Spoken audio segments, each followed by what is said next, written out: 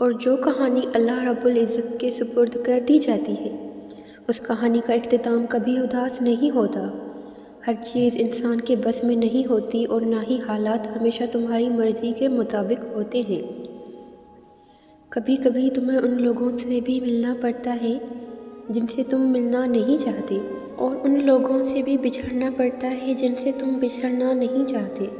زندگی کبھی کبھار تمہیں ایسے موڑ پر لے آتی ہے جہاں صرف وہی راستے ہوتے ہیں۔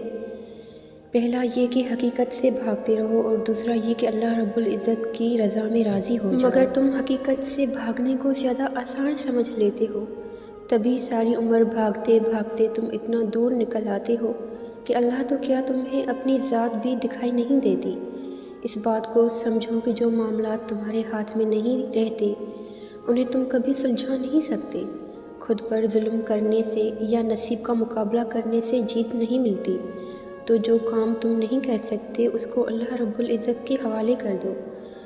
مقدر سے مت لڑو، بس یقین کے ساتھ دعا کرو، کیونکہ جو اللہ رب العزت کو اپنا معاملہ سونپ دیتے ہیں اللہ بھی پھر یا تو ان کی رضا میں راضی ہو جاتا ہے یا پھر ان کو اپنی رضا میں راضی کر لیتا ہے۔ اور اس طرح سے تمہارا دل بھی مطمئن اور پرسکون کر دیا جاتا ہے۔